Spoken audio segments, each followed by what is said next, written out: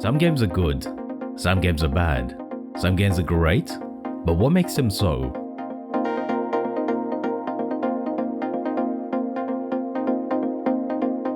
The Key Point is a new series that I'd like to start to discuss key aspects of games that make them what they are. I'll be focusing on those mechanics that affect player choice and how players might express themselves in that game. Because choice and interactivity are what makes games a unique media format. Today I'd like to cover Dying Light and how it approaches and encourages movement in the game.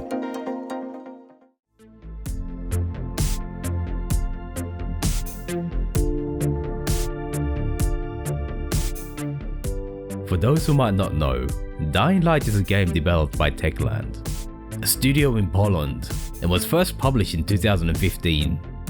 The expansion DLC, called The Following, was released in 2016, and the game as a whole has had continuous small updates to this day. It's set in a fictional Middle Eastern city, Haran, that's been overrun by a virus that turns people into cannibalistic zombies. You play as Kyle Crane, a special forces operative, dropped into the city in order to find a file held by a warlord that's formed the biggest and most ruthless gang in the ruins of the city. The other refugees have clustered around a skyscraper that's become known as the Tower. Crane is rescued by them, and that's where the game begins.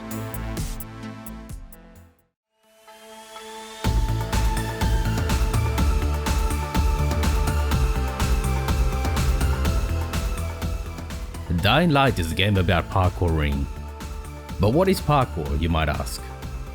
According to Wikipedia, a training discipline where practitioners, called traceurs, aim to get from one point to another in a complex environment without assisting equipment and in the fastest and most efficient way possible.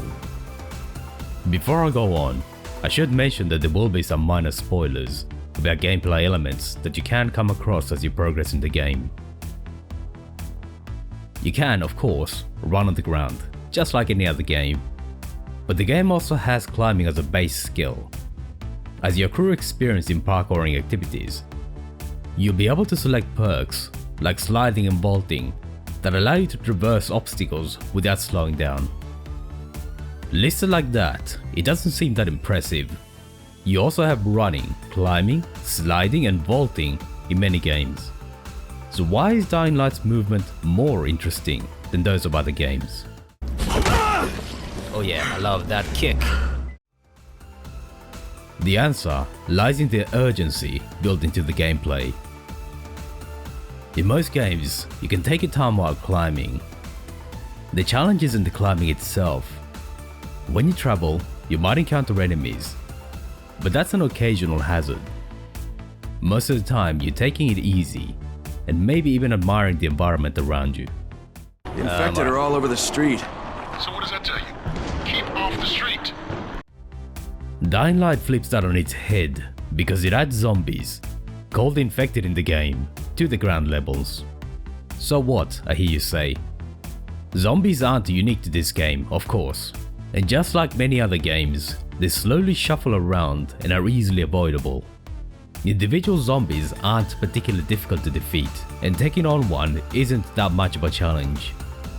Even nightmare difficulty doesn't make zombies particularly challenging, it just takes longer to polish them off. But what Dying Light does is put zombies everywhere in great numbers. Anytime you stop, there's likely to be 10 or more zombies that turn and slowly shuffle towards you. So why not just kill them, you might say? That's where the second aspect of Dying Light zombies becomes apparent. They spawn continuously. They'll crawl out from under cars and stumble out of sheds in a never-ending swarm. Once you reach high enough levels, it's possible to kill them fast enough to clear an area for a very short while. But choosing to simply stand and swing a melee weapon at zombies is generally a losing proposition, because all you do is damage your weapon, while the zombies will continuously renew their numbers. It's something you only want to do as a last resort at high levels, and not even feasible early on. You can find some respite on elevated areas like the roof of a building, upper floors, or inside a building, or the top of vehicles. So the game encourages you to stay off the ground, where all the zombies are, or keep moving while you're down there. You could accomplish the same by making the ground hazardous in other ways, such as making the already existing poison spells the default. But there's something satisfying about outsmarting zombies that hazardous objects don't offer to the same degree. As a side note, the game does put a lot of the better loot, like medkits and guaranteed weapons, inside vans, and you have to spend time on the ground at a standstill picking locks to get them. So you can take some risk in order to get better loot. Melee is difficult and slow to kill zombies, especially on higher difficulty levels. But let's say you get a gun. A few headshots should clear the area, right?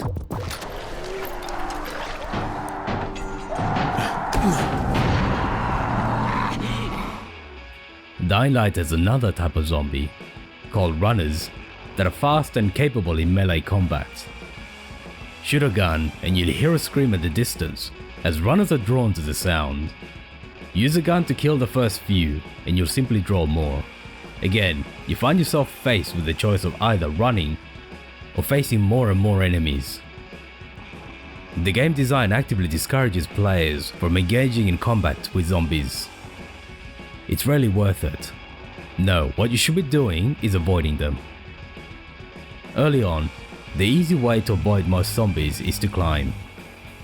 So you're naturally pushed towards using your parkour abilities. The city's layout is also intended to encourage that. It's easy to climb onto roofs.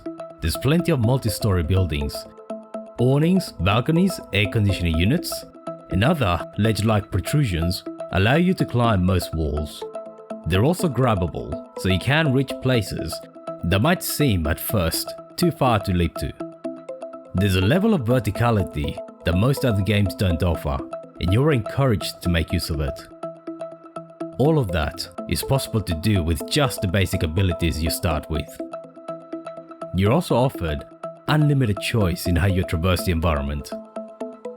The entire city is open to you from the beginning, and you can choose how you traverse it. You can choose to run or sprint everywhere. You can choose to leap across rooftops, or any mixture of the two. The mechanics are fluid enough that once you understand the parkour system well enough, you'll be moving at good speed and can crisscross the city swiftly. It's quite enjoyable to run across the city while you easily avoid lumbering zombies. Movement will evolve as the game progresses, however. At some point, runners will spawn without the use of guns.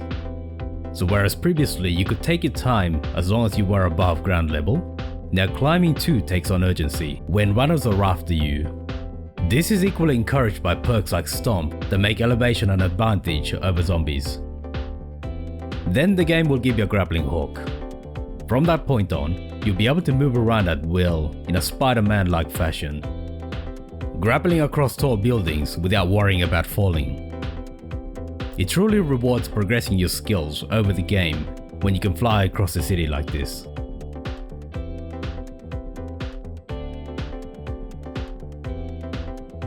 All of these aspects work in combination to create a satisfying and meaningful experience.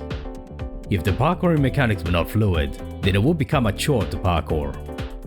But the game goes out of its way to make them as easy as running is on level ground.